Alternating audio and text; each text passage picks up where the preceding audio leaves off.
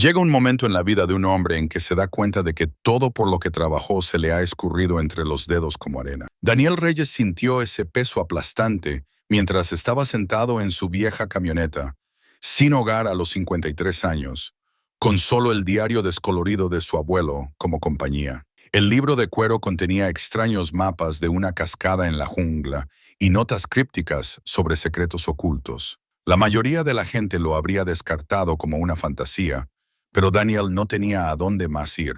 Siguió esos bocetos dibujados a mano hasta lo profundo de la selva, buscando algo, cualquier cosa que pudiera devolverle sentido a su vida. Detrás de una cascada atronadora, encontró una cueva a la que nadie había entrado en décadas. Dentro yacían tesoros valorados en 67 millones, pero el verdadero descubrimiento pondría a prueba todo lo que creía sobre el bien y el mal. ¿Qué harías si encontrar fortuna significara enfrentar los fantasmas de la historia? Antes de continuar, dinos desde dónde nos sintonizas. Y si esta historia te conmueve, asegúrate de suscribirte porque mañana tengo algo extra especial guardado para ti. Daniel Reyes siempre había creído que el valor de un hombre podía medirse por el legado que dejaba. Durante 28 años, había estado frente a innumerables estudiantes, dando vida a la historia con la misma pasión que una vez le había valido el premio de Maestro del Año del distrito. La placa empañada ahora descansaba en una caja de cartón a su lado, envuelta en papel de periódico, como una reliquia olvidada de la vida de otra persona. La caja contenía los restos de su antigua existencia, planes de lecciones que había elaborado con esmero, cartas de agradecimiento de estudiantes que se habían convertido en médicos e ingenieros, y fotografías de eventos escolares donde había sido respetado, valorado, necesitado. Ahora todo se sentía como evidencia arqueológica de una civilización que se había desmoronado bajo el peso de recortes presupuestarios e indiferencia burocrática. Hace 6 meses, Daniel había sido el profesor Reyes para sus estudiantes de la universidad comunitaria, el maestro que podía hacer que la caída de Roma se sintiera tan inmediata como las noticias de ayer. Tenía un pequeño apartamento cerca del campus, una rutina confiable y la tranquila satisfacción de saber que marcaba la diferencia. Luego llegó la carta. Restricciones presupuestarias, eliminación de programas, posición terminada, 28 años de dedicación, resumidos en 3 párrafos de jerga corporativa. Su ex esposa, Sarah, había tratado de apoyarlo durante esas primeras semanas de desempleo. Su divorcio, 5 años antes, había sido bastante amistoso, nacido más de un distanciamiento que de cualquier traición dramática. Ella todavía se preocupaba por él, por la relación de su hija Emma, de 25 años, con su padre. Sarah ahora trabajaba como enfermera practicante, estable y práctica, todo lo que Daniel solía hacer. Encontrarás algo, le había asegurado mientras tomaban café en su cafetería habitual. Los profesores de historia siempre tienen demanda, pero los meses de cartas de rechazo demostraron lo contrario. Los distritos escolares estaban recortando programas, no contratando. Las escuelas privadas querían caras más jóvenes con mayor energía. Las compañías de educación en línea querían millennials expertos en tecnología que pudieran crear contenido viral sobre el Renacimiento. A sus 53 años, Daniel se encontró atrapado entre mundos. Demasiado experimentado para ser asequible, demasiado viejo para estar de moda. El apartamento fue lo primero. Sin ingresos, no podía pagar el alquiler, y sus pequeños ahorros se evaporaron más rápido que el rocío de la mañana. Se mudó a un motel semanal, luego al sofá de un amigo, y finalmente al asiento trasero de su camioneta Ford de 15 años. Cada escalón descendente en la escalera de la respetabilidad se sentía como desprenderse de otra capa de piel, revelando a alguien que no reconocía debajo. Emma le había ofrecido ayuda, por supuesto. Ahora vivía en Portland, trabajando para una organización sin fines de lucro que abogaba por la agricultura sostenible. Su apartamento era pequeño, pero tenía un sofá y un corazón generoso. Daniel la había visitado una vez, durmiendo en su sofá lleno de bultos durante 3 semanas mientras solicitaba empleos en Oregón. Pero ver las miradas preocupadas de su hija, escuchar sus conversaciones cuidadosas con amigos sobre su situación con su padre, lo hizo sentir más como una carga que como un padre. «Necesito resolver esto por mi cuenta», le dijo, aunque las palabras le sabían a derrota. Emma había heredado su obstinación junto con sus ojos oscuros y su mente ágil. Había querido discutir, pero también había heredado suficiente sabiduría para saber cuándo dejar que un hombre mantuviera su dignidad. Fue entonces cuando regresó a la casa de su abuelo en San Antonio, el lugar donde había pasado los veranos de su infancia, escuchando historias que parecían demasiado fantásticas para ser verdad. Miguel Reyes había sido cartógrafo durante la Segunda Guerra Mundial, asignado a operaciones de mapeo de las islas del Pacífico que ayudaron a planificar los avances aliados. Pero después de la guerra, algo había cambiado en el anciano. Se había obsesionado con devolver las cosas a sus lugares correctos, hablando sin cesar sobre mapas que mostraban ubicaciones de tesoros perdidos y herencia robada. De niño, a Daniel le habían encantado estas historias.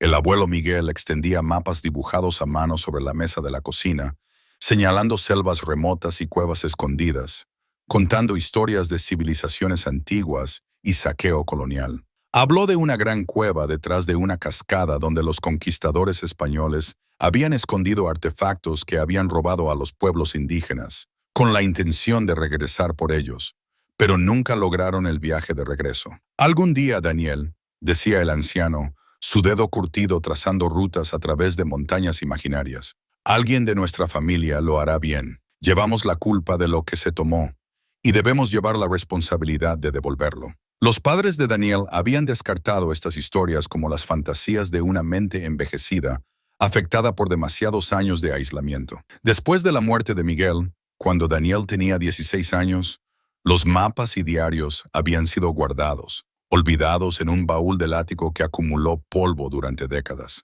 Pero al estar en esa casa vacía el mes pasado, enfrentando el desalojo de la propiedad familiar debido a impuestos impagos, Daniel se había sentido atraído por ese viejo baúl. Dentro, envuelta en tela encerada y conservada por el aire seco de Texas, estaba el trabajo de toda la vida de su abuelo. Decenas de mapas dibujados a mano, diarios detallados llenos de observaciones cuidadosas y fotografías de artefactos que parecían piezas de museo.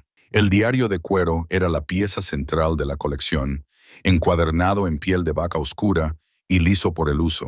La escritura cuidadosa de Miguel llenaba cada página, mezclando inglés y español, mientras documentaba su investigación sobre lo que él llamaba el Gran Escondite. Los mapas mostraban un detalle notable para un trabajo dibujado a mano: características topográficas, lecturas de brújula, incluso notas sobre niveles estacionales de agua y patrones de vida silvestre. Lo más sorprendente eran las fotografías, imágenes en blanco y negro de figurillas de oro, vasijas de cerámica pintadas con intrincados diseños, adornos de jade que parecían brillar incluso en las fotos antiguas. En la parte inferior de cada foto, Miguel había escrito notas cuidadosas sobre su importancia histórica y origen cultural. Estos no eran tesoros al azar, eran artefactos específicos de grupos indígenas, específicos robados durante campañas coloniales específicas. Daniel pasó semanas estudiando los materiales, cruzando las notas de su abuelo con registros históricos y estudios arqueológicos.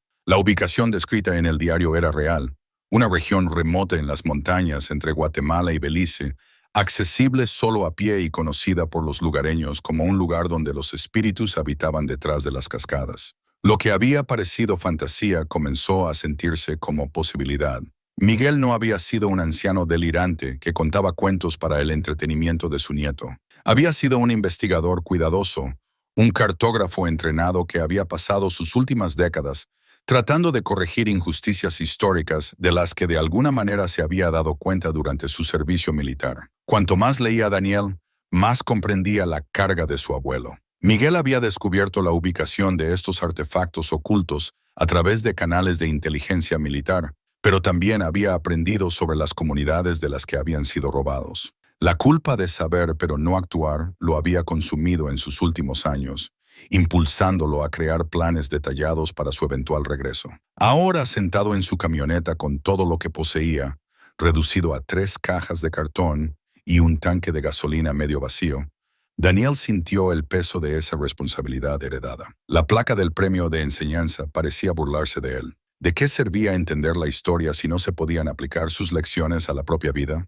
Su teléfono vibró con otro mensaje de texto de Emma. «Papá, por favor llámame. Estoy preocupada». Había estado evitando sus llamadas durante una semana, incapaz de explicar que vivía en su camioneta, incapaz de admitir lo lejos que había caído. ¿Qué podía decirle? Que su padre educado y responsable se había convertido en otra víctima de mediana edad de la indiferencia económica. El diario yacía abierto a su lado, el cuidadoso mapa de Miguel apuntando hacia lo que podría ser la redención o simplemente el capítulo final de un legado familiar de fracaso. La parte lógica de su mente reconoció la locura de perseguir las fantasías de cazador de tesoros de su abuelo. Tenía quizás $400 a su nombre, un vehículo que necesitaba frenos nuevos, y ninguna habilidad de supervivencia real más allá de lo que habían aprendido de los viajes de campamento con Emma años atrás. Pero la alternativa era admitir la derrota, llamar a Emma para rogar por una ayuda que no estaba seguro de merecer,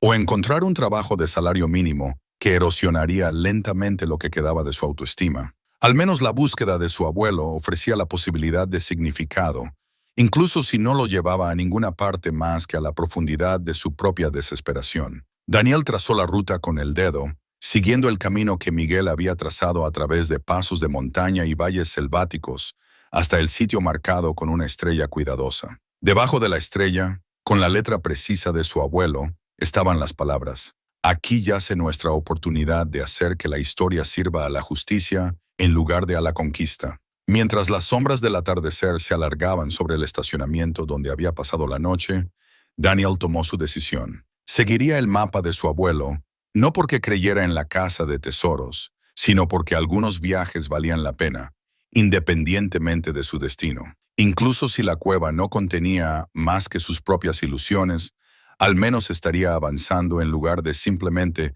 sobrevivir otro día de fracaso sistemático. Cerró cuidadosamente el diario y lo colocó en el asiento a su lado.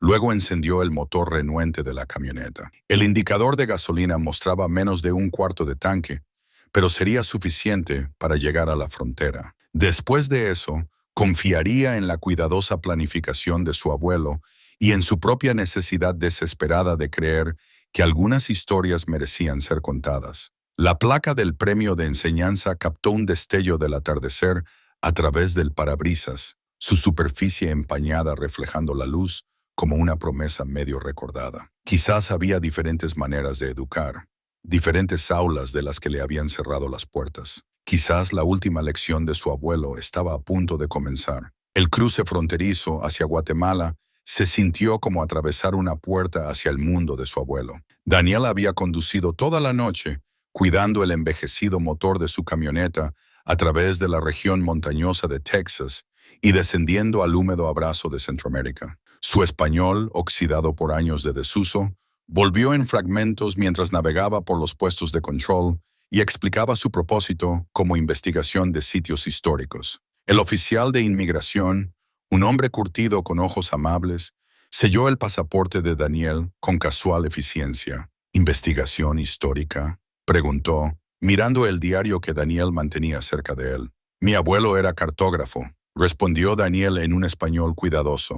Estoy siguiendo su trabajo. El oficial asintió con comprensión. Muchos estadounidenses venían al sur, persiguiendo historias familiares, buscando conexiones con algo más grande que ellos mismos. Despidió a Daniel con una bendición para un viaje seguro, sin saber que estaba presenciando el comienzo de una búsqueda que desafiaría todo lo que Daniel creía sobre la propiedad, la justicia y el peso de la culpa heredada. La camioneta de Daniel subió con dificultad por caminos de montaña que se volvían más estrechos y traicioneros con cada milla. Las instrucciones del diario eran precisas, pero puentes fechados que se habían derrumbado, aldeas que se habían reubicado, puntos de referencia cambiados por décadas de clima y actividad humana. Sin embargo, la geografía básica permaneció inalterada, y las cuidadosas anotaciones de Miguel sobre la elevación y los rumbos de la brújula resultaron ser guías confiables a través del laberinto de posibilidades.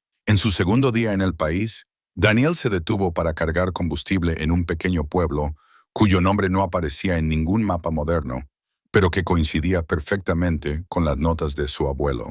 La gasolinera era poco más que unas pocas bombas y un edificio de concreto que servía tanto de tienda como de centro comunitario informal. Hombres locales se reunieron a la sombra, compartiendo noticias y observando al extraño con educada curiosidad. Daniel se acercó al grupo con el diario abierto, mostrándoles el mapa de la región dibujado a mano por Miguel. «Disculpe», dijo en español, «estoy buscando esta zona cerca de la cascada con dos caídas». Un anciano de cabello plateado y ojos inteligentes se inclinó para estudiar el mapa.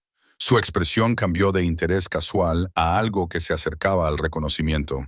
«Este dibujo», dijo lentamente, «parece obra de el cartógrafo loco». El pulso de Daniel se aceleró. «¿Lo conocías?» «No personalmente, pero mi padre sí. Un estadounidense, un hombre muy serio que vino aquí muchas veces en los años 70 y 80, siempre haciendo preguntas sobre lugares antiguos, lugares sagrados». El tono del hombre tenía una nota de precaución.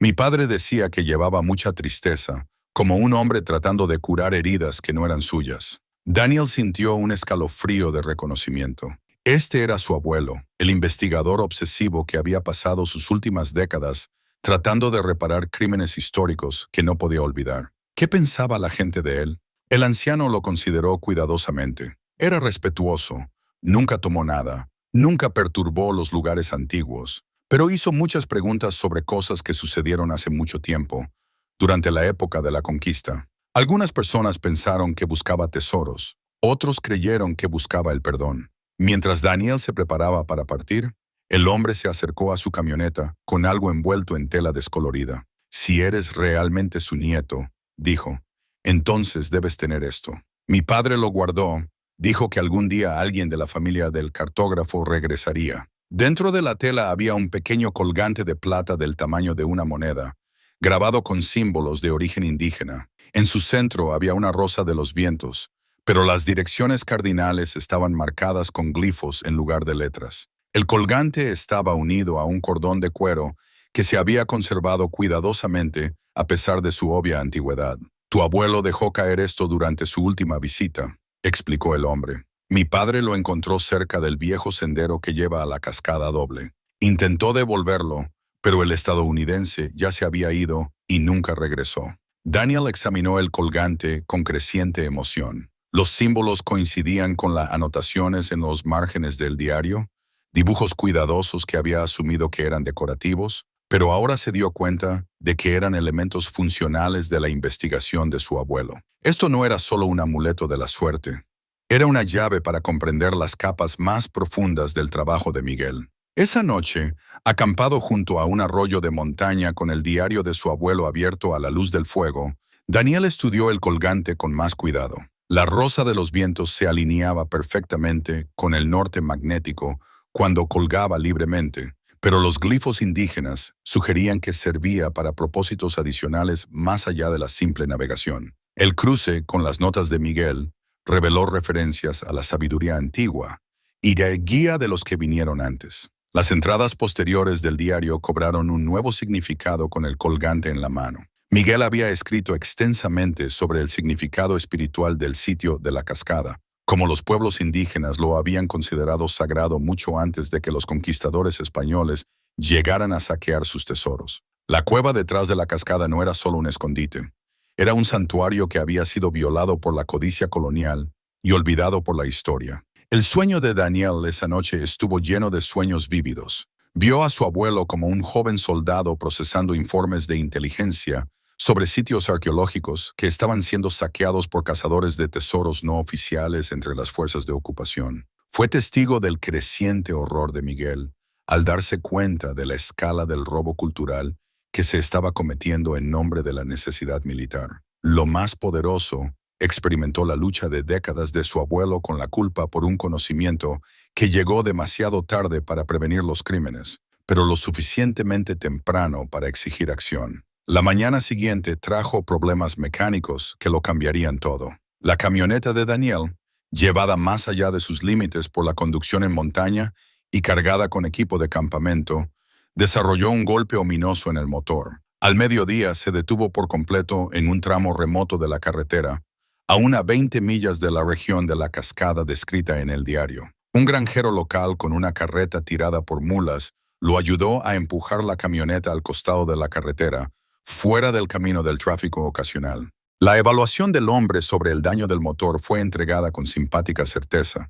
Este vehículo no lo llevará a donde necesita ir, amigo. Daniel se enfrentó a un momento de la verdad. Podría hacer que la camioneta fuera remolcada de regreso al pueblo, gastar el dinero que le quedaba en reparaciones que podrían o no tener éxito, y abandonar la búsqueda de su abuelo por preocupaciones prácticas. O podría dejar la camioneta atrás y continuar a pie, llevando solo lo que pudiera cargar en su espalda a través de un terreno que se volvía más desafiante con cada milla. El colgante pareció calentarse contra su pecho mientras consideraba sus opciones. El diario de Miguel contenía notas detalladas sobre el acercamiento final a la cascada, una caminata de 3 días a través de senderos en la jungla que apenas estaban marcados en cualquier mapa oficial. Su abuelo había hecho este viaje varias veces, documentando cada punto de referencia y peligro potencial con la minuciosidad de un explorador militar. Daniel transfirió sus suministros esenciales a una mochila de senderismo, pastillas purificadoras de agua, equipo básico de campamento, comida de emergencia y, por supuesto, el diario y el colgante. Todo lo demás, incluidas las cajas de cartón que contenían su vida anterior, permanecería con la camioneta, artefactos de un mundo que estaba dejando atrás. El granjero le ofreció una bendición mientras Daniel se echaba la mochila al hombro y comenzaba a caminar hacia las montañas. «Vaya con Dios, profesor», dijo, intuyendo de alguna manera la antigua profesión de Daniel. «Que encuentre lo que busca y que lo que busca sea digno de ser encontrado». Las primeras millas fueron engañosamente fáciles, siguiendo caminos establecidos a través de valles cultivados, donde los niños saludaban desde las puertas de las aldeas y los perros ladraban advertencias a medias al extraño que pasaba. Pero a medida que la elevación aumentaba y la civilización quedaba atrás, Daniel entró en el reino que su abuelo había mapeado con tanta cuidadosa atención al detalle. El colgante se convirtió en su brújula y guía, sus antiguos símbolos alineándose con las características del paisaje de maneras que parecían trascender la mera coincidencia. Cuando el camino se bifurcaba, el colgante se balanceaba hacia la elección correcta. Cuando las nubes de tormenta se acumulaban, se calentaba contra su piel a tiempo para que él buscara refugio. Al final de su segundo día a pie, Daniel había comenzado a comprender que la búsqueda de su abuelo implicaba más que una recuperación arqueológica. Era un viaje espiritual que exigía tanta fe como conocimiento. En la tercera mañana, escuchó el sonido que había atraído a su abuelo a través de décadas y continentes. El rugido atronador del agua cayendo desde alturas imposibles, resonando a través de los valles de las montañas, como la voz de la tierra misma, llamándolo a casa. El sonido de la cascada llegó a Daniel antes de que pudiera verla. Un estruendo profundo que parecía surgir de la tierra misma, en lugar de caer del cielo. Siguió el trueno creciente a través de una densa vegetación selvática, donde enredaderas tan gruesas como su brazo creaban catedrales naturales y aves exóticas, lanzaban advertencias a vecinos invisibles. Cada paso hacia adelante se sentía como viajar hacia atrás en el tiempo, lejos del mundo moderno, que lo había rechazado y hacia algo antiguo e inmutable. El diario de Miguel se volvió cada vez más crucial a medida que el terreno se volvía más desafiante. El camino, si así se le podía llamar, era poco más que una serie de senderos de animales y claros naturales conectados por las cuidadosas observaciones de su abuelo. Daniel se encontró revisando los rumbos de la brújula contra la misteriosa guía del colgante, confiando en un sistema de navegación que combinaba la técnica moderna con la sabiduría indígena. Su cuerpo protestaba por las exigencias de la caminata por la jungla. A sus 53 años, cargaba más peso del que había manejado en años, y su estilo de vida académico lo había dejado mal preparado para los desafíos físicos de la búsqueda de su abuelo. Le salieron ampollas que se reventaron en los pies. Las picaduras de mosquitos cubrían sus brazos a pesar de las generosas aplicaciones de repelente. Le dolía la espalda por el peso desacostumbrado de la mochila, y sus rodillas se quejaban por las constantes subidas y bajadas del terreno montañoso. Pero a medida que aumentaba la incomodidad, también lo hacía su sentido de conexión con algo más grande que sus luchas personales. La jungla a su alrededor pulsaba con una vida que parecía casi consciente. Plantas que se movían sin viento, animales que observaban desde las sombras con ojos inteligentes. Incluso la calidad de la luz que se filtraba a través del dosel parecía diferente aquí, más antigua y más intencional. En su segundo día en la jungla profunda, Daniel hizo un descubrimiento que validó la cuidadosa investigación de su abuelo. Cerca de un claro natural donde convergían tres arroyos, parcialmente enterrado bajo décadas de hojarasca y vegetación selvática, encontró lo que parecía ser un trozo de hueso tallado. Al quitar los escombros, reveló un objeto que hizo que su corazón se acelerara de emoción y reconocimiento. El silbato de hueso medía unos 15 centímetros de largo, tallado de lo que parecía ser el hueso de la pata de un pájaro grande. Su superficie estaba decorada con patrones intrincados que coincidían con los símbolos del colgante y del diario. A pesar de su obvia antigüedad, el silbato se sentía sólido en sus manos, conservado por el ambiente húmedo de la jungla que evitaba el agrietamiento y la fragilidad que lo habrían destruido en un clima más seco. Daniel examinó el artefacto con la cuidadosa atención que sus años de enseñanza de historia le habían inculcado como hábito. La artesanía era extraordinaria.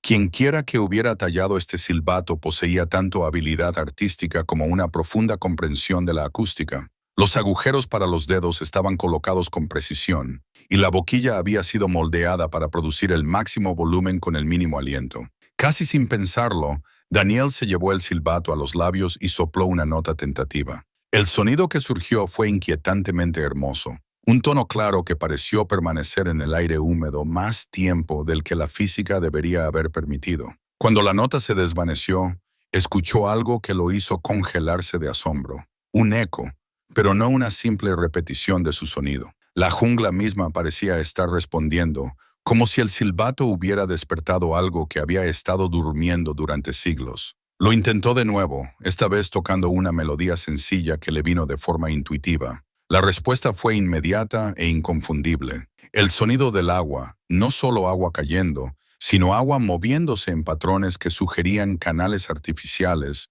o formaciones naturales cuidadosamente moldeadas. El silbato no era solo un instrumento musical, era un dispositivo de comunicación diseñado para interactuar con las propiedades acústicas del sitio de la cascada. Esa noche, acampado en el mismo claro donde había encontrado el silbato, Daniel experimentó los sueños más vívidos de su viaje. Vio la jungla tal como había existido antes del contacto europeo, poblada por personas que entendían su entorno con una intimidad que la civilización moderna había olvidado.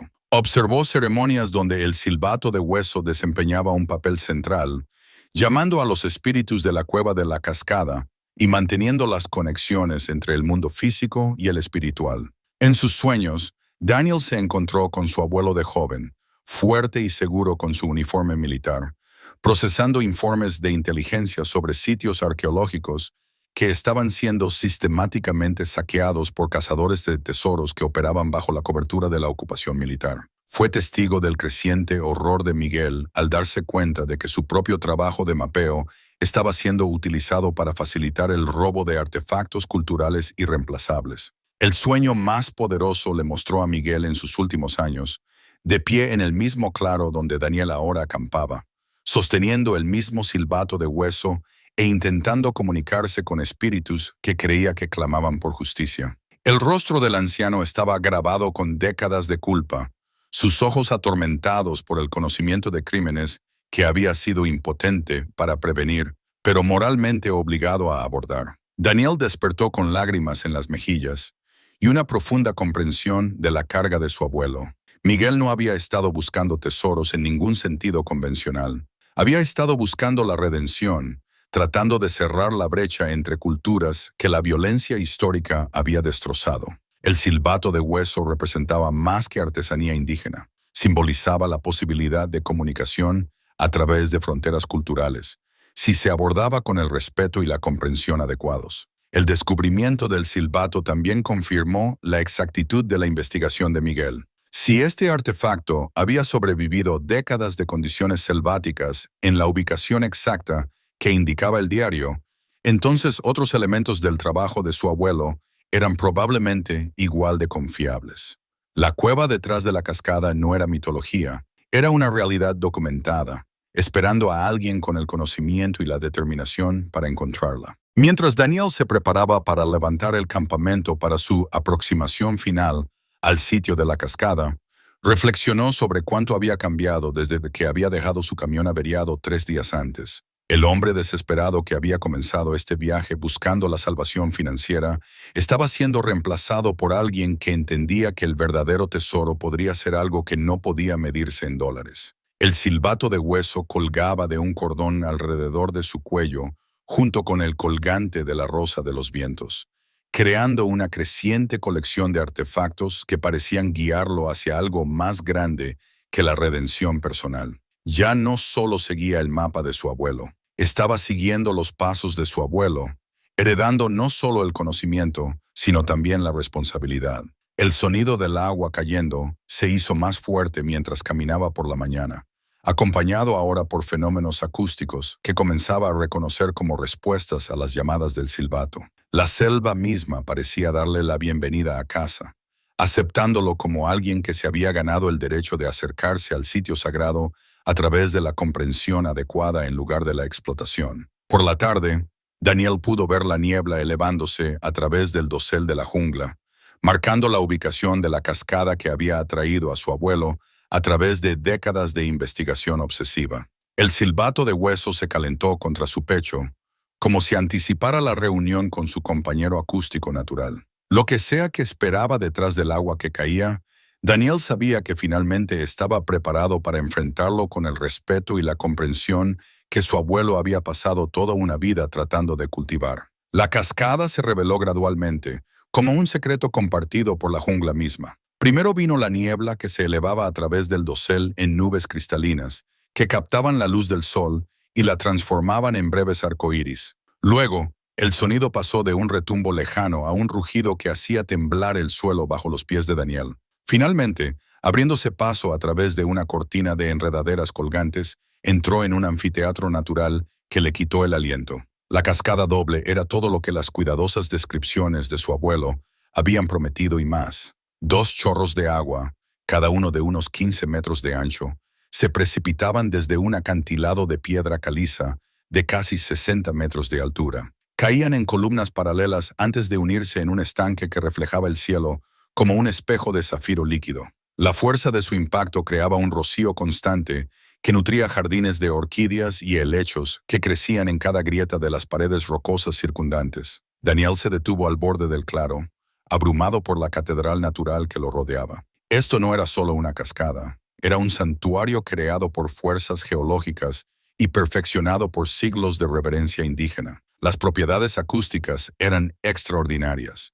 Cada sonido se amplificaba y refinaba, creando una cámara de eco natural que convertía las simples melodías del silbato de hueso en una complejidad sinfónica. Acampó en un lugar resguardado que el diario de Miguel había recomendado, un saliente natural que le proporcionaba protección de la niebla constante, mientras ofrecía una vista clara de ambas cascadas. A medida que se acercaba la tarde, Daniel comenzó el cuidadoso proceso de estudiar las notas detalladas de su abuelo sobre cómo encontrar la entrada oculta al sistema de cuevas. Las últimas páginas del diario contenían observaciones cada vez más técnicas sobre ángulos de luz, niveles de agua y fenómenos acústicos. Miguel había visitado este sitio varias veces a lo largo de varias décadas, documentando variaciones estacionales y mapeando la compleja relación entre las fuerzas naturales y el acceso humano al espacio sagrado. Sus notas revelaban una mente igualmente cómoda con la precisión militar y la sensibilidad espiritual. Mientras Daniel leía a la luz de la lámpara, un pasaje particular le llamó la atención. La entrada se revela solo cuando se aborda con la comprensión adecuada. Los antiguos construyeron más que barreras físicas. Crearon pruebas de valía que sobreviven en la piedra misma. Cerca de sus pies, parcialmente incrustado en la arena de su campamento, Daniel notó algo que hizo que su pulso se acelerara. Usando su cuchillo, excavó cuidadosamente lo que parecía ser un fragmento de piedra tallada, aproximadamente circular y del tamaño de su palma. El artefacto era más pesado de lo que sugería su tamaño, hecho de una piedra oscura que parecía absorber la luz en lugar de reflejarla. El fragmento de calendario de piedra estaba cubierto con intrincadas tallas que incluían símbolos astronómicos, notaciones numéricas y lo que parecía un mapa parcial del área de la cascada. Lo más intrigante es que varios de los símbolos coincidían con los glifos, tanto del silbato de hueso como del colgante de la rosa de los vientos. Esto no era solo otro artefacto antiguo, era parte de un sistema de conocimiento conectado que su abuelo había estado tratando de descifrar. Daniel pasó horas comparando las marcas del fragmento del calendario con las notas de su abuelo, comprendiendo gradualmente que Miguel había estado documentando más que características geográficas. El viejo cartógrafo había estado mapeando relaciones temporales, momentos específicos en que las alineaciones celestiales revelarían aspectos ocultos del sistema de cuevas. Las notaciones astronómicas del fragmento indicaban ángulos de visión óptimos para diferentes estaciones y momentos del día. Según los cálculos de Miguel, la entrada de la cueva solo se haría visible cuando la luz del sol incidiera en la cascada en el ángulo preciso, creando efectos ópticos que revelaban aberturas normalmente ocultas por el juego de luces y sombras en la piedra mojada. Los primeros intentos de Daniel para localizar la entrada de la cueva fueron fracasos humillantes. A pesar de seguir las instrucciones de su abuelo con precisión matemática, no encontró nada más que paredes de rocas sólidas detrás de la cascada. El rocío era lo suficientemente fuerte como para derribarlo, y las rocas estaban tan resbaladizas que cada intento de exploración arriesgaba lesiones graves. En su tercer día en la cascada, Daniel casi muere por su propia determinación. Convencido de que le faltaba algún elemento crucial de las instrucciones de su abuelo, intentó escalar más cerca del punto donde se encontraban los dos chorros, con la esperanza de encontrar agarres que le permitieran buscar áreas a las que aún no había llegado. Un paso en falso sobre una piedra cubierta de algas lo envió a la piscina con la fuerza suficiente para sacarle todo el aire de los pulmones. La experiencia bajo el agua fue aterradora y transformadora a la vez. Mientras Daniel luchaba por llegar a la superficie, desorientado por las poderosas corrientes y cegado por el agua turbulenta, se encontró en un espacio que desafiaba su comprensión de la geografía de la piscina. El agua parecía más profunda de lo que sus observaciones anteriores habían sugerido, y las propiedades acústicas bajo el agua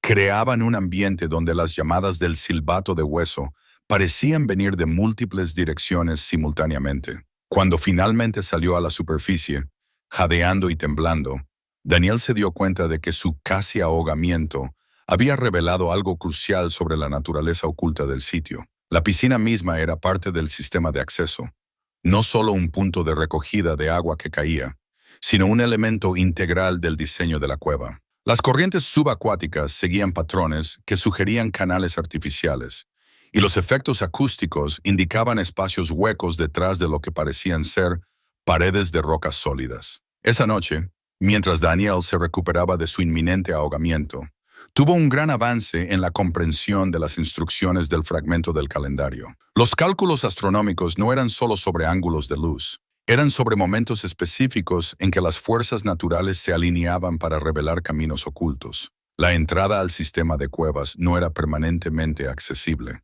Era una puerta que se abría solo bajo condiciones precisas, que ocurrían predeciblemente, pero con poca frecuencia. Cruzando el fragmento del calendario con las décadas de observaciones de Miguel, Daniel calculó que las condiciones de visualización óptimas ocurrirían la mañana siguiente, aproximadamente 30 minutos después del amanecer, cuando el ángulo del sol crearía el efecto óptico preciso necesario para revelar la entrada oculta. Pasó la noche en meditación y preparación, usando el silbato de hueso para crear patrones musicales que parecían resonar con los ritmos naturales de la cascada. El colgante se calentó contra su pecho y el fragmento del calendario parecía pulsar con una energía sutil, como si los tres artefactos respondieran a su proximidad a su propósito original. A medida que se acercaba el amanecer, Daniel se posicionó según las cuidadosas instrucciones de su abuelo, sosteniendo el fragmento del calendario en el ángulo preciso indicado por sus marcas.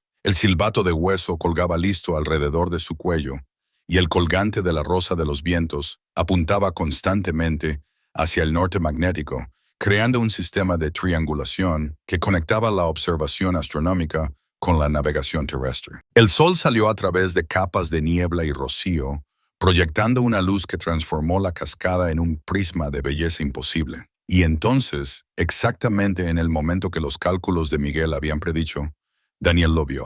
Un destello en el agua que caía que reveló el contorno oscuro de una abertura oculta detrás de la cascada, pero claramente visible para cualquiera que supiera exactamente cuándo y dónde buscar. La entrada a la obsesión de su abuelo estaba finalmente a su alcance. La entrada al sistema de cuevas era exactamente lo que Daniel había esperado, y completamente más allá de su imaginación. Siguiendo el preciso momento de su abuelo, vadeó el agua helada de la piscina y se apretó contra la pared de roca detrás de la cascada oriental. La abertura se reveló como un arco natural, lo suficientemente alto como para que un hombre pudiera caminar erguido, tallado por siglos de flujo de agua y moldeado por manos que entendían la geometría sagrada de los lugares ocultos. Atravesar ese arco se sintió como cruzar un umbral entre mundos. El rugido atronador de la cascada se apagó de inmediato, reemplazado por el suave eco del goteo de agua y el susurro del aire moviéndose a través de vastos espacios subterráneos.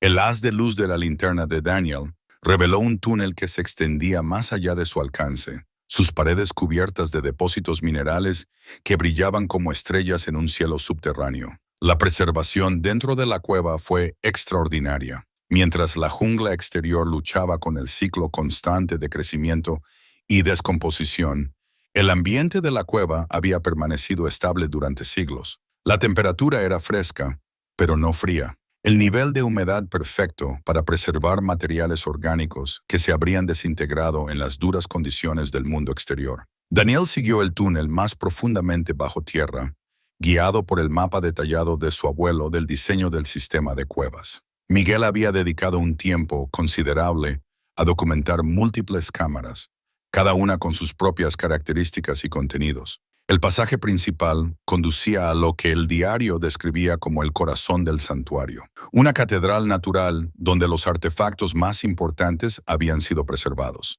Mientras caminaba más profundamente en la montaña, Daniel comenzó a comprender la verdadera naturaleza del sitio. Esto no era solo una cueva que se había utilizado para almacenamiento.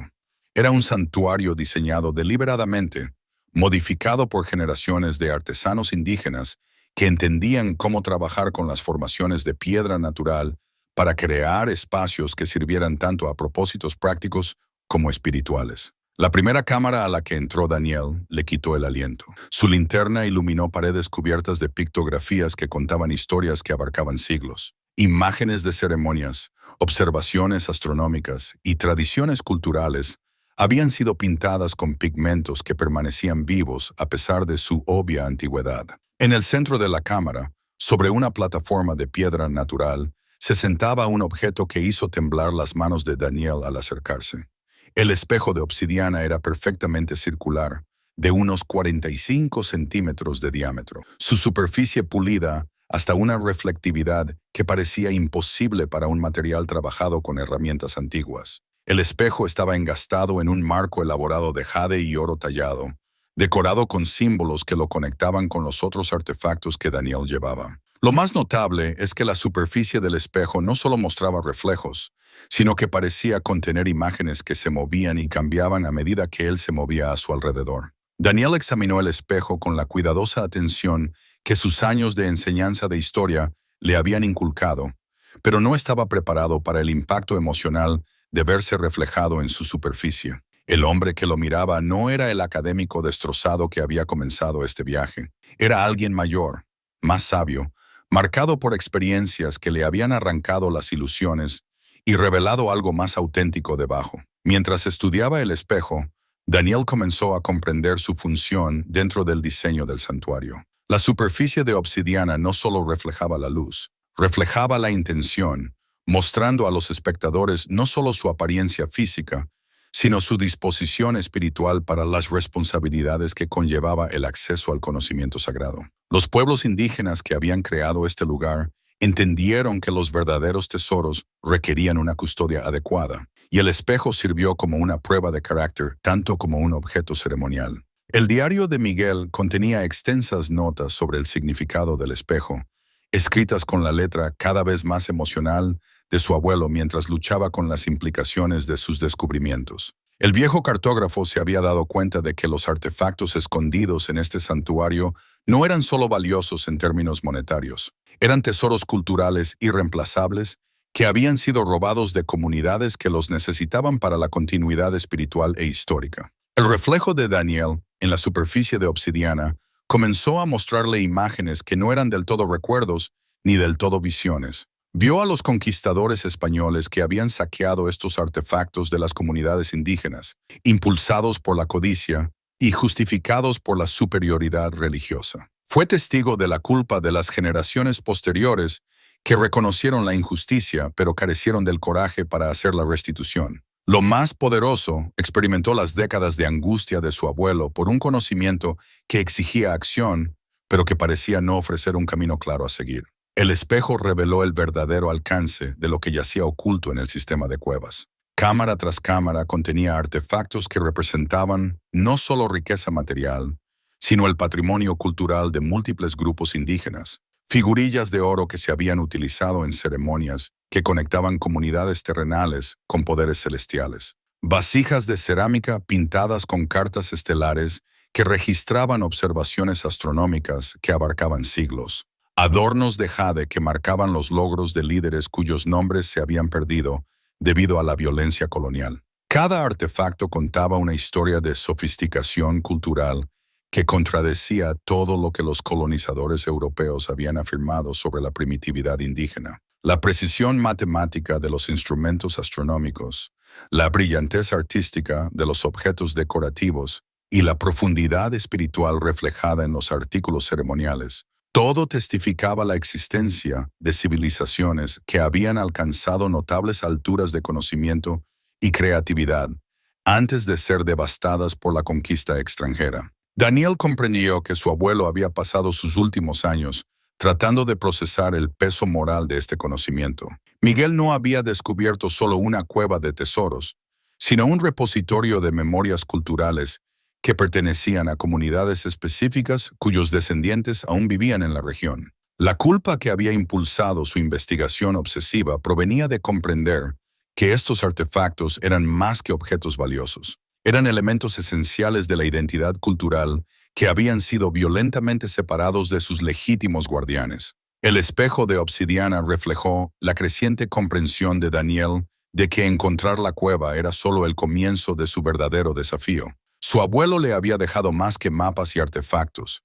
Había heredado una obligación moral que trascendía las necesidades financieras personales. La pregunta no era si estos tesoros eran lo suficientemente valiosos para resolver sus problemas, sino si él era lo suficientemente digno para resolverlos de ellos. Mientras Daniel se preparaba para explorar las cámaras más profundas, sintió el peso de la historia posarse sobre sus hombros como la vieja mochila militar de su abuelo. El espejo le mostró una última imagen antes de que continuara. Su propio rostro, pero marcado con la misma expresión de responsabilidad decidida que había caracterizado los últimos años de Miguel. El hombre roto que había entrado en este santuario estaba siendo reemplazado por alguien que entendía que la verdadera riqueza provenía de servir algo más grande que la supervivencia personal. El silbato de hueso, la brújula, el colgante de la rosa de los vientos y el fragmento de calendario de piedra lo habían llevado a este momento de reconocimiento. Ahora el espejo de obsidiana le mostraba en quién necesitaba convertirse para honrar la confianza que estos artefactos representaban. El viaje hacia los secretos más profundos de la cueva requeriría más que valor físico. Exigiría una transformación moral que su abuelo había comenzado, pero nunca completado. Las cámaras más profundas del sistema de cuevas revelaron tesoros que confirmaron la creciente comprensión de Daniel sobre la carga moral de su abuelo. Siguiendo el mapa cuidadosamente anotado de Miguel, descubrió habitación tras habitación llena de artefactos que representaban los sofisticados logros culturales de las civilizaciones precolombinas. Cada objeto estaba perfectamente conservado por el ambiente estable de la cueva, esperando siglos a que alguien apreciara su verdadero significado. En la cámara que Miguel había designado como el Salón de las Alas, Daniel encontró el artefacto que se convertiría en el centro de su transformación. El tótem de cóndor de oro tenía casi 1 metro de altura, hecho de oro tan puro que parecía brillar a la luz de su linterna. La escultura capturaba cada detalle de la magnífica ave en vuelo, desde las texturas individuales de las plumas hasta la feroz inteligencia en sus ojos de obsidiana. La envergadura de las alas del cóndor se extendía ampliamente,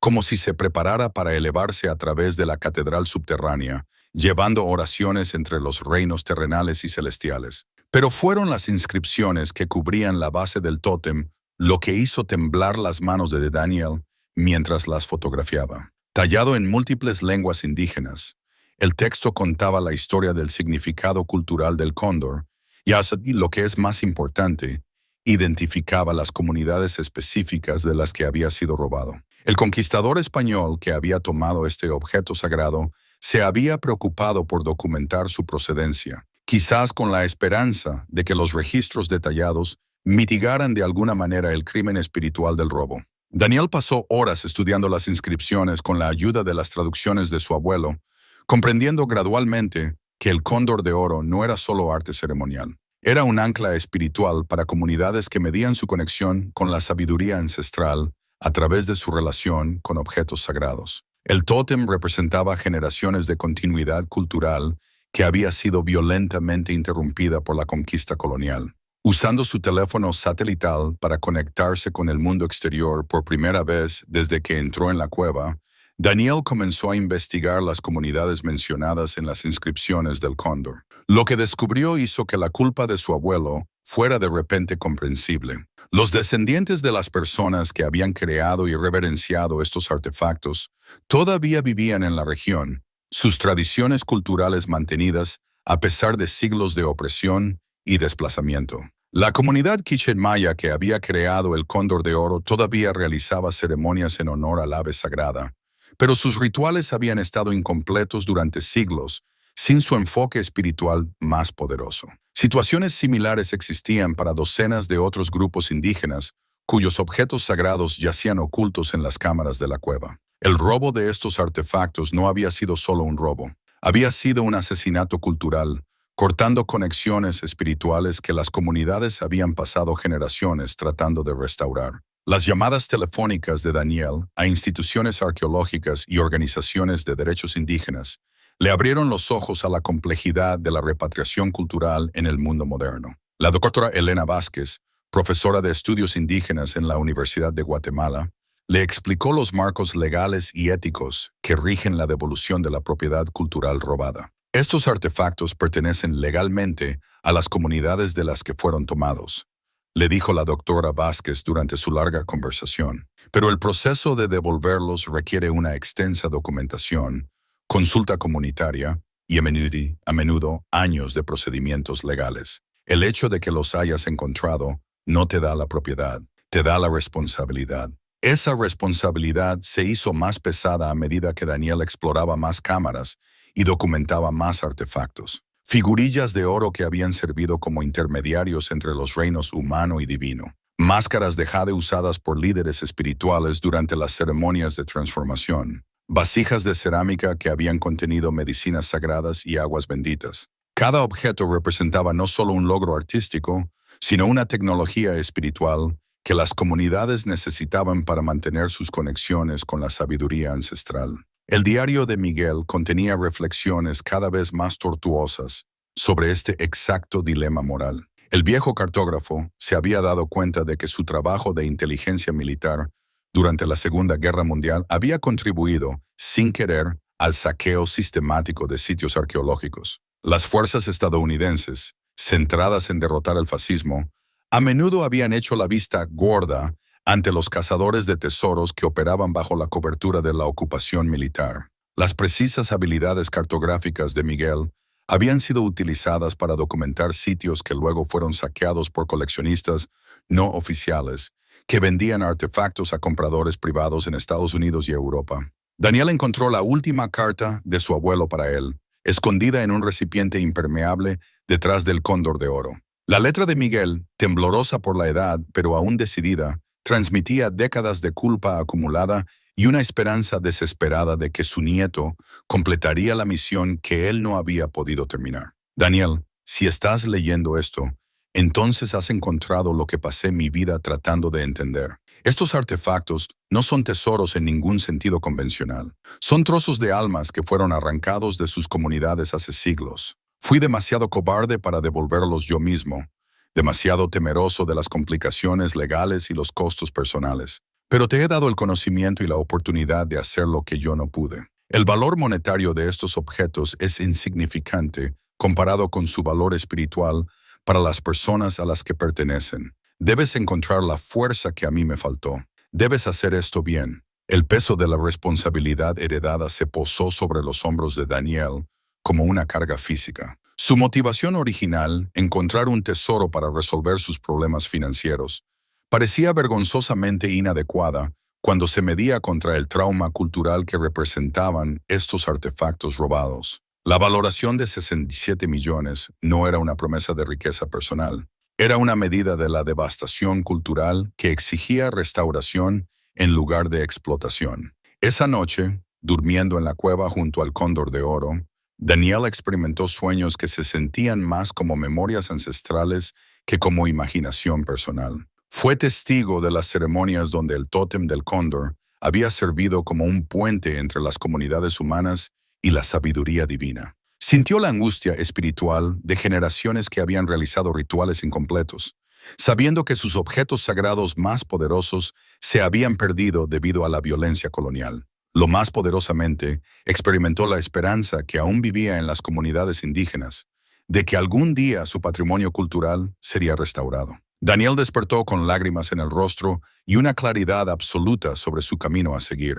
En la cámara más profunda del sistema de cuevas, sellada detrás de un muro de piedra que había requerido una cuidadosa remoción según las instrucciones de Miguel, Daniel hizo el descubrimiento que redefiniría todo lo que creía entender sobre la búsqueda de su abuelo. La cámara contenía un contenedor metálico impermeable, claramente de fabricación moderna, que había sido colocado allí décadas después de los artefactos originales. Dentro, envuelto en tela encerada y conservado con precisión militar, se encontraba un libro de registro encuadernado en cuero que destrozaría sus suposiciones sobre la historia de la cueva. El libro de registro del explorador colonial pertenecía al capitán Diego Vázquez, un conquistador español que había participado en el saqueo sistemático de sitios sagrados indígenas durante el periodo colonial temprano.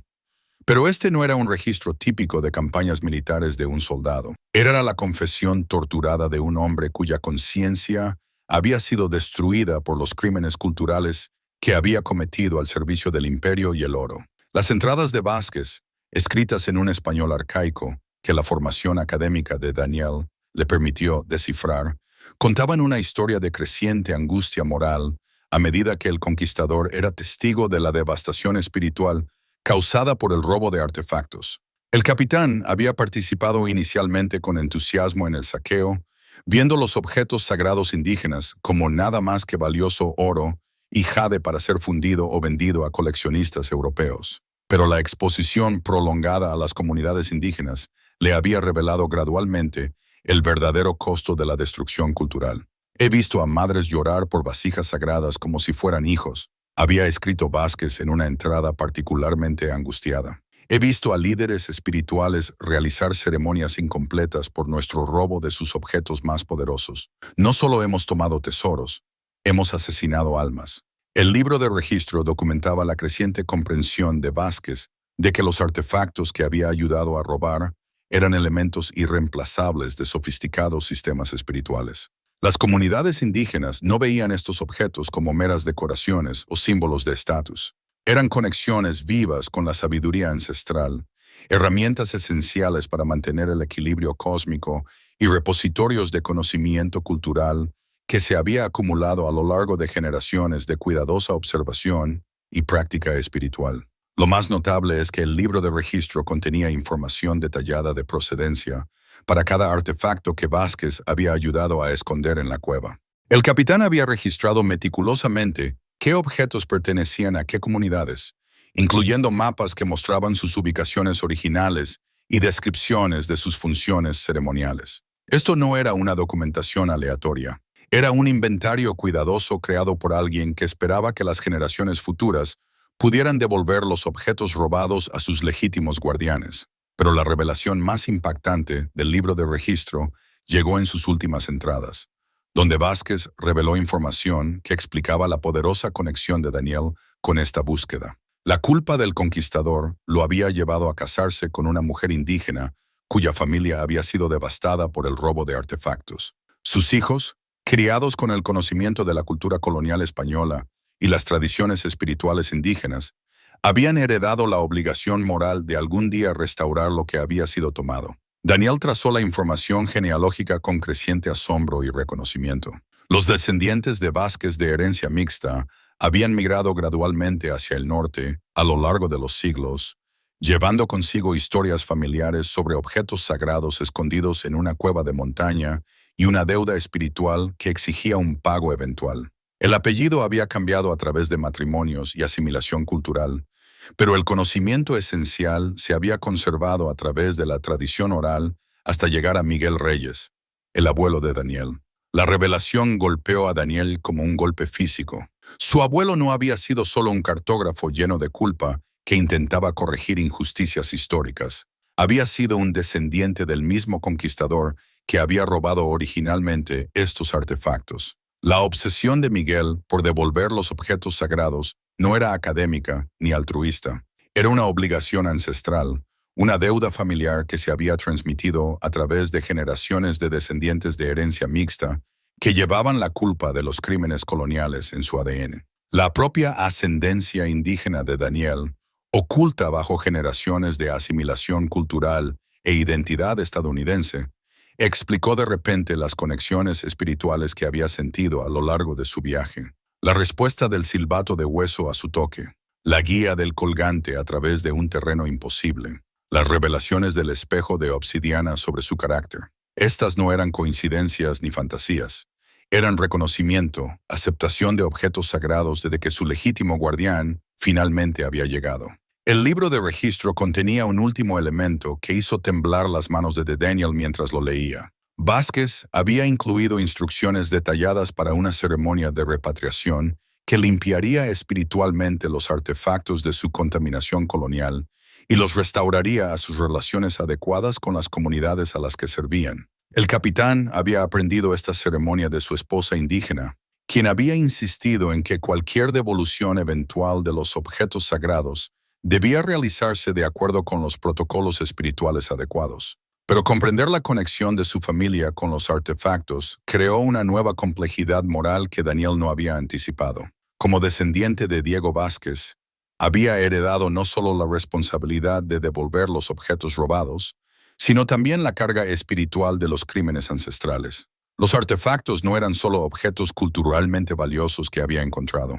Eran la deuda de su familia con las comunidades indígenas, una obligación que se había acumulado con intereses durante más de 4 siglos. Daniel pasó la noche en la cámara más profunda, rodeado de artefactos que representaban tanto un inmenso valor monetario como una inconmensurable importancia cultural, tratando de procesar el peso de la culpa y la responsabilidad heredadas. El cóndor de oro parecía observarlo con ojos de obsidiana que contenían la paciencia de siglos, esperando una justicia que ya se había retrasado demasiado. Su conexión telefónica satelital con el mundo exterior trajo conversaciones con la doctora Vázquez y otros expertos que confirmaron las implicaciones legales y éticas de su descubrimiento.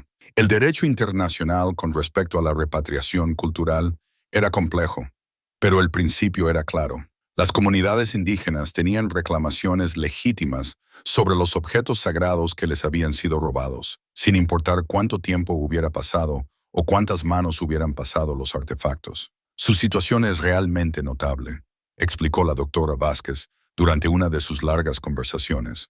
La mayoría de los casos de repatriación cultural involucran artefactos con procedencia poco clara, lo que dificulta determinar sus comunidades originales. Pero la documentación del capitán Vázquez proporciona exactamente el tipo de información detallada que hace posible una repatriación adecuada. Las implicaciones se extendieron más allá de los requisitos legales a obligaciones espirituales que Daniel apenas comenzaba a comprender. La descripción del libro de registro de la ceremonia de repatriación indicaba que los propios artefactos necesitaban someterse a una limpieza espiritual antes de poder reanudar sus funciones adecuadas dentro de las comunidades indígenas. Generaciones de separación de sus contextos originales habían creado heridas espirituales que requerían sanación a través de protocolos tradicionales. Daniel se dio cuenta de que su abuelo había pasado décadas preparándose para este momento sin comprender completamente la conexión de su propia familia con los artefactos. Miguel había investigado comunidades indígenas, había aprendido sobre los protocolos adecuados para manejar objetos sagrados e incluso había establecido conexiones con ancianos tribales, todo mientras creía que simplemente estaba tratando de corregir injusticias históricas. La verdad era que se había estado preparando inconscientemente para cumplir una obligación ancestral que se había transmitido a través de su linaje. Al amanecer sobre la cascada exterior, proyectando luz a través de la entrada de la cueva e iluminando las alas extendidas del cóndor de oro, Daniel tomó la decisión que definiría el resto de su vida. Los artefactos no eran suyos para guardar o vender.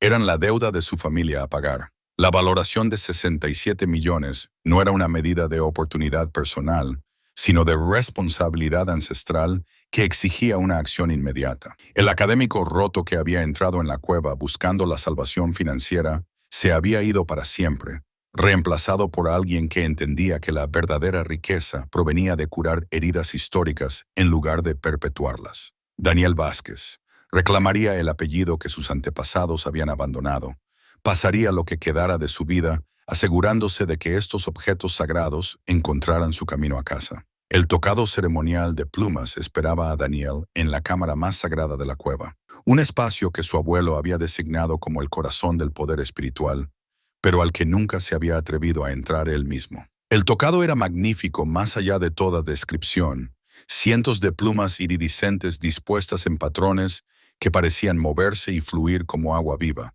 sostenidas por una estructura de oro y jade que incorporaba símbolos astronómicos que coincidían con los de los otros artefactos. Según el libro de registro del capitán Vázquez, el tocado había pertenecido a un líder espiritual de alto rango cuya autoridad abarcaba múltiples comunidades indígenas. El conquistador lo había robado durante el saqueo de un centro ceremonial, sin comprender que se estaba llevando la encarnación física del liderazgo intertribal que había mantenido la paz y la cooperación en vastos territorios durante generaciones. Daniel se acercó al tocado con la reverencia que su viaje le había enseñado que era necesaria al manipular objetos de tanta importancia espiritual. Mientras lo levantaba cuidadosamente de su lugar de descanso, sintió un peso que no tenía nada que ver con su masa física. Las plumas parecían susurrar con las voces de generaciones de líderes que lo habían usado durante ceremonias que conectaban comunidades terrenales con la sabiduría celestial.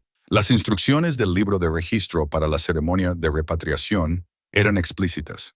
La persona que supervisaba la devolución de los artefactos debía usar el tocado de liderazgo durante el proceso, aceptando la responsabilidad no solo por la transferencia física de objetos, sino por la sanación espiritual que debía acompañar su devolución. Daniel comprendió que ponerse el tocado lo transformaría de un descendiente que buscaba la redención en un puente entre mundos que la violencia colonial había destrozado. Su teléfono satelital vibró con mensajes del mundo exterior a medida que la noticia de su descubrimiento comenzaba a difundirse. La doctora Vázquez había contactado a líderes de comunidades indígenas de toda la región, explicando la situación y solicitando su orientación sobre los protocolos de repatriación adecuados. La respuesta había sido inmediata y abrumadora. Los consejos tribales que habían pasado siglos manteniendo ceremonias incompletas se estaban preparando para viajar al sitio de la cascada para lo que podría ser el evento de restauración cultural más significativo en la historia moderna de Centroamérica. Pero el teléfono de Daniel también trajo noticias perturbadoras. Funcionarios gubernamentales de Guatemala y Belice se habían enterado del descubrimiento y estaban presentando reclamaciones legales sobre los artefactos como parte de su patrimonio nacional. Cazadores de tesoros y coleccionistas privados, alertados por rumores de Internet sobre un hallazgo importante,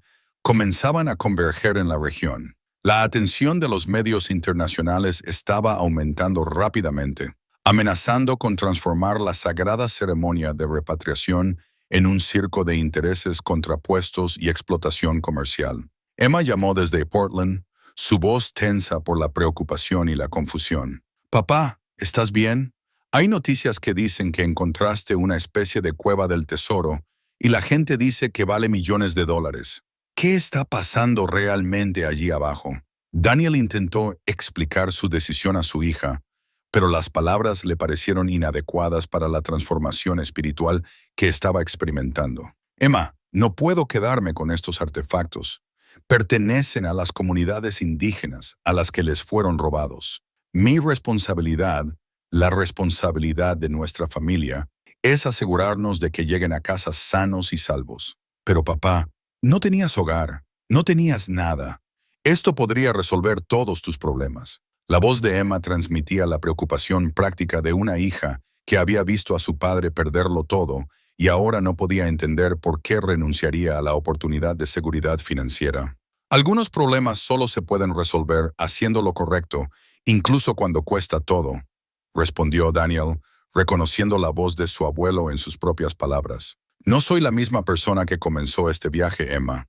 He aprendido cosas sobre nuestra familia, sobre la historia, sobre la responsabilidad que no puedo simplemente ignorar». Rosa, la anciana indígena que semanas antes había reconocido el colgante de la Rosa de los Vientos, llegó al lugar de la cascada con un pequeño grupo de líderes comunitarios. Su presencia aportó tanto validación como un peso moral adicional a la decisión de Daniel. Ella examinó los artefactos con la cuidadosa atención de alguien que entendía su significado espiritual más allá de cualquier valor monetario. «Tu abuelo vino a mí muchas veces a lo largo de los años», le dijo Rosa a Daniel mientras se sentaban junto al estanque de la cascada. «Llevaba tanta tristeza, tanta culpa por cosas que sucedieron antes de que naciera. Entonces le dije lo que te digo ahora. Los ancestros entienden la diferencia entre quienes roban y quienes devuelven. Has elegido el camino de la sanación. La ceremonia de repatriación requeriría la coordinación entre múltiples comunidades indígenas cuyos ancestros habían creado diferentes artefactos ahora almacenados en la cueva. Los líderes tribales viajaban desde toda Centroamérica, muchos llevando objetos ceremoniales que no se habían utilizado en rituales completos durante siglos. La reunión representaría la mayor cooperación intertribal en la región desde antes del contacto europeo.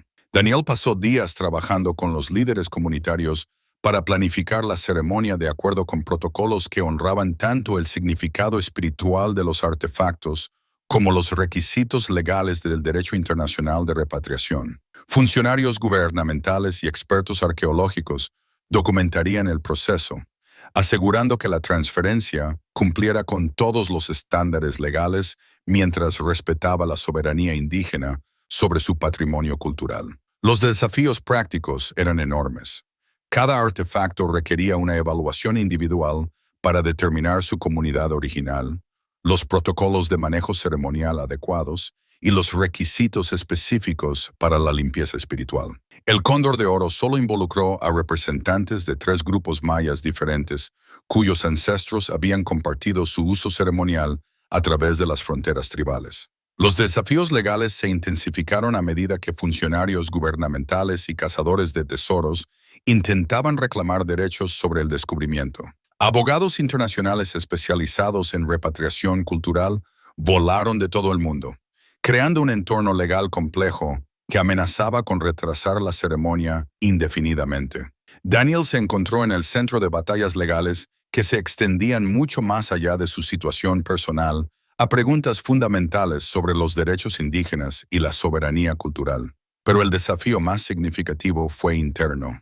La propia transformación de Daniel de cazador de tesoros desesperado a constructor de puentes culturales aún estaba incompleta. Al usar el tocado ceremonial, sintió el peso del liderazgo que no estaba seguro de merecer. Las comunidades indígenas lo trataban con un respeto que parecía desproporcionado a sus contribuciones, llamándolo el que trae a nuestros hijos a casa, e incluyéndolo en la planificación de ceremonias que no entendía completamente. Su relación distanciada con Emma comenzó a sanar a medida que ella comprendió gradualmente la importancia de su decisión. Voló desde Portland para apoyarlo durante los preparativos finales, trayendo consigo las habilidades prácticas y la inteligencia emocional que la habían hecho exitosa en el trabajo sin fines de lucro. Juntos, navegaron la compleja intersección del legado familiar, los derechos indígenas y el derecho internacional que rodeaba el proceso de repatriación. Sarah, su ex esposa, lo sorprendió con una llamada telefónica que no contenía ninguno de los juicios que había esperado. «Estoy orgullosa de ti, Daniel», dijo simplemente. «Encontraste algo más valioso que el dinero. Encontraste tu propósito». La noche anterior a la ceremonia, Daniel se sentó solo en la cueva, rodeado de artefactos que pronto regresarían a sus comunidades apropiadas. El espejo de obsidiana reflejaba un rostro que aún estaba aprendiendo a reconocer, curtido por las dificultades, pero marcado por el tipo de paz que proviene de alinear las acciones con los valores. El silbato de hueso colgaba en silencio alrededor de su cuello, esperando la música ceremonial que guiaría los artefactos en su viaje espiritual a casa. Los funcionarios gubernamentales habían acordado apoyar la repatriación después de que la presión internacional y el asesoramiento legal confirmaran que las reclamaciones indígenas eran legalmente inatacables. Los cazadores de tesoros habían sido ahuyentados por el aumento de la seguridad y la atención de los medios internacionales que hacían que cualquier intento de robo fuera políticamente imposible. La ceremonia se llevaría a cabo de acuerdo con protocolos que honraban tanto las antiguas tradiciones como los requisitos legales modernos. Daniel comprendió que el mañana marcaría no solo el regreso de los artefactos robados, sino la culminación de un viaje espiritual que había comenzado con la investigación llena de culpa de su abuelo y ahora culminaba en la redención ancestral. El tocado ceremonial de plumas descansaba en su antiguo soporte, esperando que él aceptara el papel de liderazgo que transformaría su vida de supervivencia personal a servicio cultural. El hombre roto que había entrado en la cueva buscando tesoros emergería como un puente entre mundos, llevando adelante el trabajo que su abuelo había comenzado pero nunca completado. El peso del tocado no sería nada comparado con la ligereza de finalmente cumplir una obligación que había agobiado a su familia durante 4 siglos. El amanecer de la ceremonia de repatriación trajo una niebla que parecía levantarse de la tierra misma, transformando el claro de la cascada en una catedral natural envuelta en nubes etéreas. Daniel se paró al borde de la piscina, usando el tocado ceremonial de plumas que lo marcaba como guardián y guía para el viaje de regreso de los objetos sagrados. El peso de cientos de plumas iridiscentes se sintió como las oraciones acumuladas de generaciones, cada pluma llevando las esperanzas de comunidades que habían esperado siglos por este momento. Representantes de 7 comunidades indígenas se habían reunido en el claro. Cada grupo traía objetos ceremoniales que no se habían utilizado en rituales completos desde que sus objetos sagrados fueron robados por los conquistadores coloniales. La anciana Rosa se movía entre los grupos con tranquila autoridad, su presencia sirviendo como puente entre diferentes tradiciones tribales, mientras mantenía los protocolos espirituales necesarios para una ceremonia tan significativa. El pergamino del tratado que proporcionaría la base legal para la repatriación yacía abierto sobre un altar de piedra natural que había sido preparado según especificaciones antiguas. El documento, escrito en múltiples lenguas indígenas, así como en español e inglés, representaba una cooperación sin precedentes entre comunidades que a veces habían competido por los recursos, pero ahora unidas en su deseo de recuperar su patrimonio cultural. La doctora Vázquez llegó con un equipo de arqueólogos y expertos legales que documentarían cada aspecto de la ceremonia para asegurar que cumpliera con los estándares internacionales de repatriación cultural. Su presencia representaba la intersección de la erudición académica, los derechos indígenas y el derecho internacional que hizo posible esta restauración. Equipo de cámara y materiales de documentación se organizaron respetuosamente alrededor del perímetro del claro, capturando la historia sin invadir los protocolos sagrados. El cóndor de oro emergió de la cueva primero, llevado por Daniel con la cuidadosa reverencia que el tocado ceremonial le exigía. La escultura parecía capturar cada rayo de luz solar que se filtraba a través de la niebla, sus alas extendidas creando sombras que danzaban sobre los rostros de los miembros de la comunidad reunidos. Gritos de reconocimiento y lágrimas de alegría marcaron su aparición. Muchos de los ancianos presentes habían escuchado historias de este objeto sagrado de abuelos que recordaban su poder. Representantes del quiché maya dieron un paso adelante para recibir a su guardián ancestral.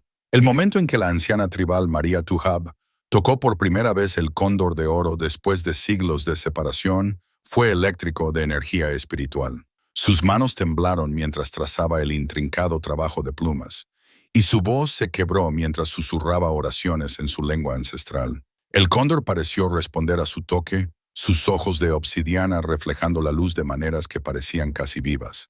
Pero el pico emocional de la ceremonia llegó cuando los funcionarios gubernamentales intentaron hacer valer las reclamaciones nacionales sobre los artefactos. Un representante del Ministerio de Cultura de Guatemala dio un paso al frente con documentos legales, declarando los tesoros parte del patrimonio nacional del país, argumentando que pertenecían a museos donde podían ser conservados y estudiados para beneficio de toda la humanidad.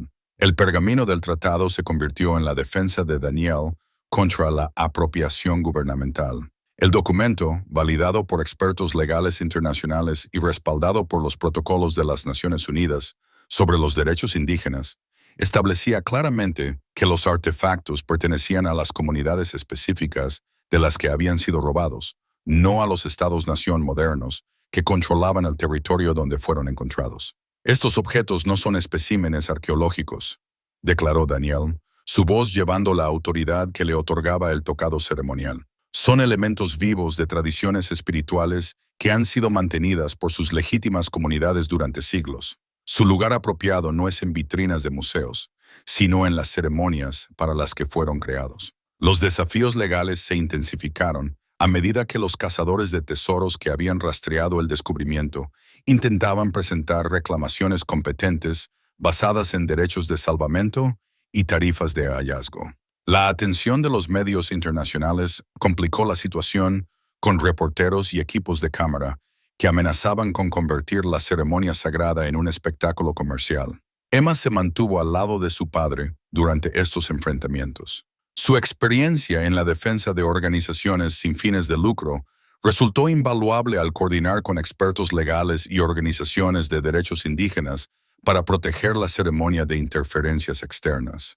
Había comenzado a comprender que la transformación de su padre, de académico fracasado a constructor de puentes culturales, representaba algo más grande que la redención personal. Era una sanación ancestral que tenía implicaciones para las comunidades indígenas de toda América. El espejo de obsidiana reflejó estos conflictos mientras Daniel lo usaba para guiar la ceremonia. Según las instrucciones del capitán Vázquez, la superficie del espejo no solo mostraba la reunión física, sino las dimensiones espirituales de lo que estaba sucediendo.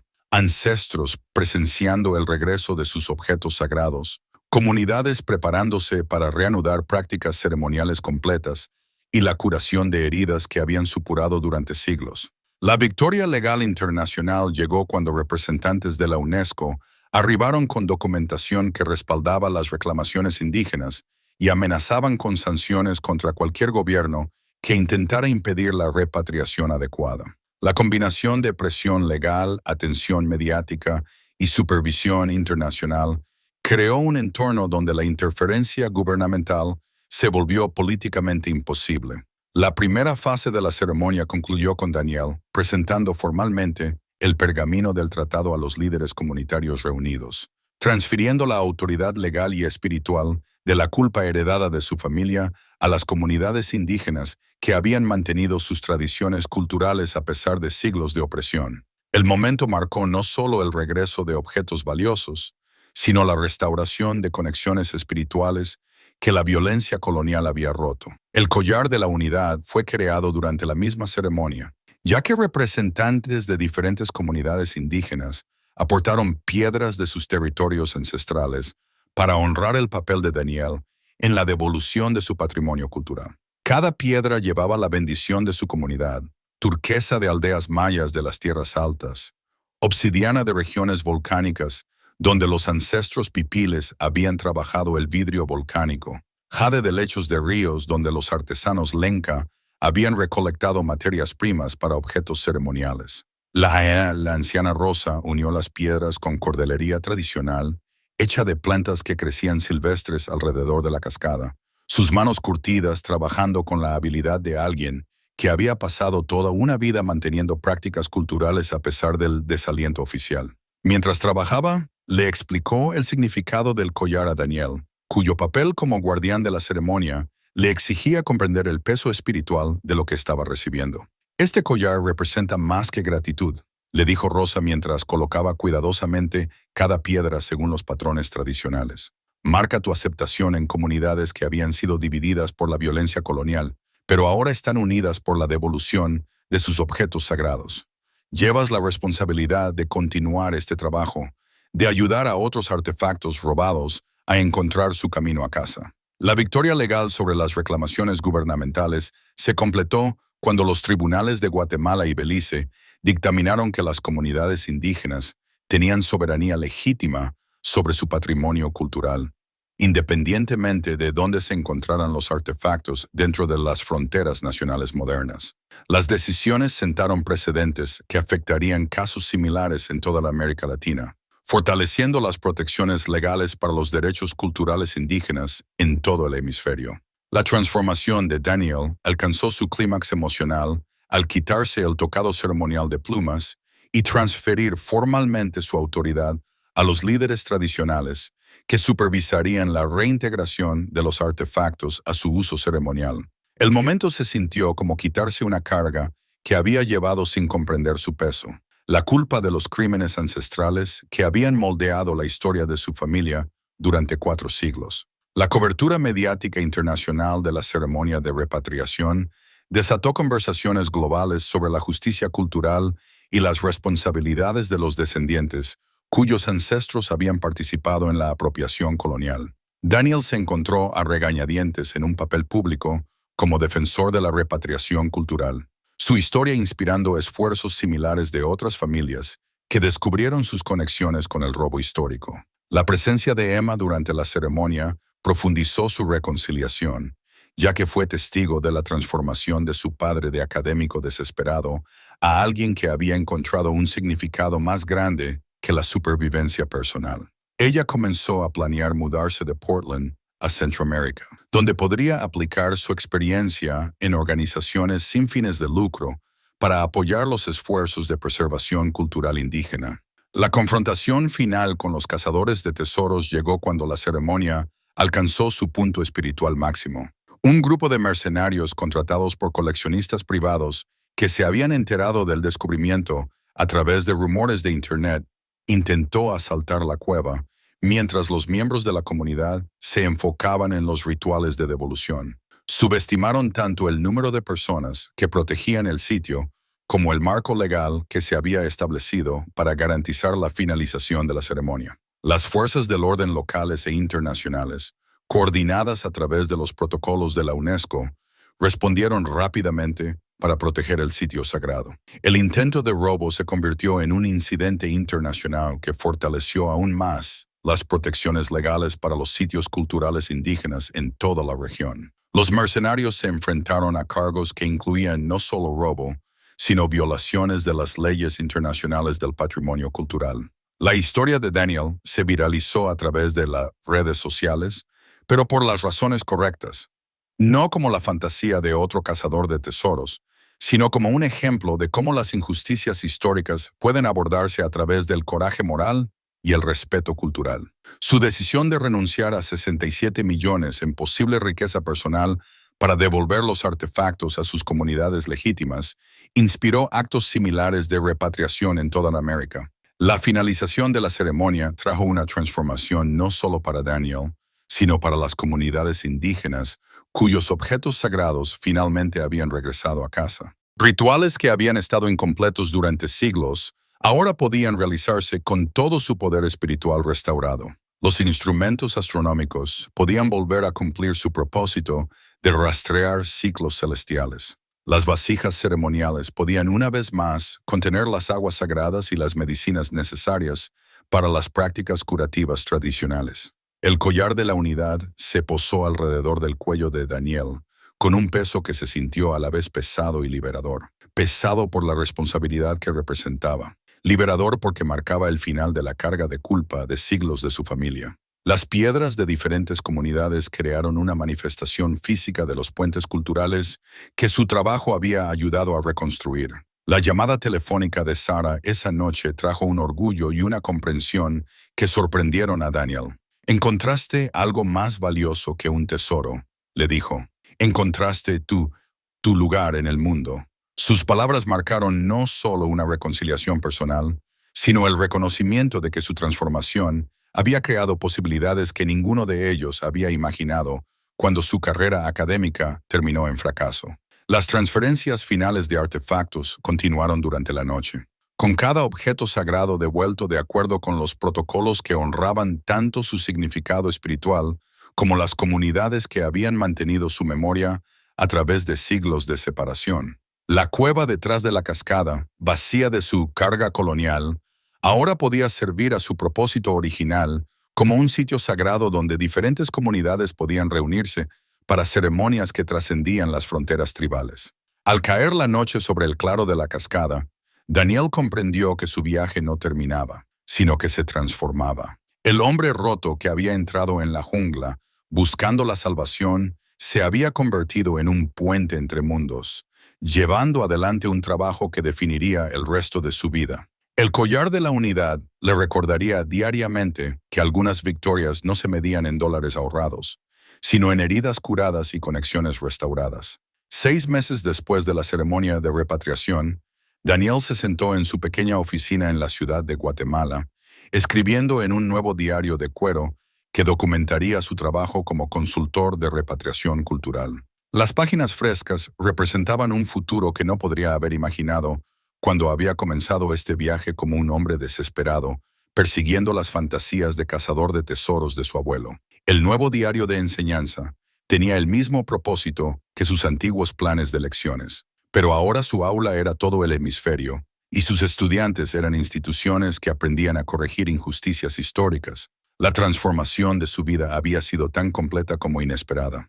Museos de toda América Latina buscaron su experiencia en la identificación de artefactos que pertenecían a comunidades indígenas específicas, mientras que universidades lo invitaron a dar conferencias sobre la intersección de la historia familiar, la responsabilidad moral y la justicia cultural. El trabajo pagaba modesta pero significativamente, proporcionando ingresos suficientes para un apartamento sencillo y los viajes necesarios para apoyar los esfuerzos de repatriación en toda la región. Emma se había mudado a Antigua, donde estableció una organización sin fines de lucro que ayudaba a las comunidades indígenas a navegar las complejidades legales de reclamar su patrimonio cultural. Su relación, dañada por años de decepción y falta de comunicación, se había curado a través de un propósito compartido que honraba tanto su conocimiento académico como sus habilidades de defensa práctica. Trabajar juntos en casos de repatriación había revelado fortalezas en su asociación que ninguno de los dos había reconocido cuando ella era simplemente su hija preocupada. Sarah lo visitó ocasionalmente, su antiguo matrimonio transformado en una amistad basada en el respeto mutuo más que en el apego romántico. Trajo noticias de su antigua vida en Texas, actualizaciones sobre antiguos colegas y estudiantes que recordaban a Daniel como un maestro apasionado en lugar de un fracaso. Su trabajo de enfermería le había dado una perspectiva sobre la curación que se aplicaba a más que las heridas físicas. Ella entendió que el viaje de Daniel había abordado lesiones espirituales que habían afectado a su familia durante generaciones. La cueva detrás de la cascada se había convertido en un sitio cultural protegido administrado cooperativamente por las comunidades indígenas, cuyos artefactos habían sido devueltos y respaldado por la designación de la UNESCO como Patrimonio de la Humanidad. Daniel sirvió en el consejo asesor que supervisaba el acceso al sitio, asegurando que los investigadores y visitantes se acercaran a él con el respeto necesario para un lugar tan sagrado. El diario original de su abuelo ocupaba un lugar de honor en el centro cultural que se había establecido para documentar el proceso de repatriación y educar a los visitantes sobre el contexto histórico del robo de artefactos coloniales. Las décadas de investigación de Miguel se habían convertido en la base para los esfuerzos continuos para identificar y devolver objetos sagrados en toda Centroamérica. Su obsesión impulsada por la culpa se transformó en un recurso para sanar heridas históricas. La placa del Premio de Enseñanza de la Vida Anterior de Daniel encontró un nuevo hogar en la pared de su oficina. Ya no era un recordatorio de fracaso, sino una prueba de su compromiso de por vida con la educación. Las habilidades que lo habían hecho efectivo en las aulas universitarias, la capacidad de hacer que los eventos históricos se sintieran inmediatos y personales, ahora servían a un propósito mayor al ayudar a las instituciones a comprender sus responsabilidades con las comunidades indígenas. El reconocimiento internacional del trabajo de Daniel había traído oportunidades que todavía estaba aprendiendo a navegar. Las Naciones Unidas lo habían invitado a servir en una comisión que desarrollaba protocolos globales para la repatriación cultural, mientras que la Organización de los Estados Americanos buscaba su opinión sobre la legislación que protegía los derechos culturales indígenas. El académico roto que había vivido en su camioneta solo unos meses antes, ahora se encontraba siendo consultado por gobiernos y organizaciones internacionales. Pero el reconocimiento más significativo provino de las comunidades cuyos artefactos había ayudado a devolver. El collar de la unidad se había unido a otros regalos que marcaban su aceptación en familias extendidas de toda la región. Un colgante de jade tallado de los ancianos mayas, un brazalete de plata de los artesanos lenca, un cinturón tejido de las comunidades pipiles cuyos vasos sagrados habían regresado a casa gracias a su trabajo. El modesto apartamento de Daniel contenía una creciente colección de fotografías que documentaban las ceremonias de repatriación exitosas que había facilitado. Cada imagen capturaba momentos de profunda curación emocional a medida que las comunidades se reconectaban con objetos sagrados que habían sido robados a sus ancestros. El cóndor de oro ahora volaba de nuevo en ceremonias tradicionales, su presencia completando rituales que habían estado fracturados durante siglos. La seguridad financiera que había buscado desesperadamente cuando comenzó este viaje no provino de la Casa de Tesoros, sino de un trabajo que se alineaba con sus valores más profundos. Los fondos de subvenciones para la investigación de repatriación, los honorarios de consultoría de museos que buscaban corregir errores históricos y los honorarios por conferencias de universidades que exploraban cuestiones de justicia cultural proporcionaron ingresos que satisfacían sus necesidades sin comprometer sus principios. La organización sin fines de lucro de Emma había crecido hasta convertirse en una red regional que ayudaba a las comunidades indígenas de toda América Latina a identificar y reclamar su patrimonio cultural. Su generación abordó el trabajo con energía y recursos tecnológicos que complementaban el conocimiento histórico y la autoridad moral de Daniel. Juntos habían facilitado la devolución de docenas de objetos sagrados, cada repatriación sanando heridas que habían supurado desde la época colonial. Las primeras entradas del nuevo diario documentaban casos que se volvían cada vez más complejos a medida que la noticia de su éxito se extendía por toda la región. Coleccionistas privados que sin saberlo habían comprado artefactos robados comenzaban a contactarlos voluntariamente, mientras que los museos revisaban proactivamente sus colecciones en busca de objetos que pertenecieran a comunidades indígenas. El impulso creado por la ceremonia de la cascada estaba generando cambios sistémicos en la forma en que las instituciones abordaban el patrimonio cultural. La escritura de Daniel había evolucionado de la planificación desesperada a la documentación reflexiva de experiencias que trascendían su transformación personal. Las entradas del diario se leían como notas de campo de alguien que mapeaba la intersección entre la elección moral individual y la curación histórica colectiva, registrando lecciones que podrían guiar a las generaciones futuras que enfrentan desafíos similares entre el beneficio personal y la responsabilidad cultural. El collar de la unidad descansaba sobre su escritorio mientras escribía, sus piedras de diferentes comunidades sirviendo como un recordatorio constante de que algunas victorias creaban conexiones en lugar de conquistas. El peso de la culpa heredada había sido reemplazado por la satisfacción del propósito heredado, transformando la carga colonial de su familia en un puente entre mundos que la violencia histórica había destrozado. Mientras la luz del atardecer se colaba por la ventana de su oficina, iluminando páginas llenas de cuidadosas observaciones sobre el trabajo continuo de la curación cultural, Daniel reflexionó sobre el viaje que lo había llevado de la desesperada búsqueda de tesoros a un servicio significativo.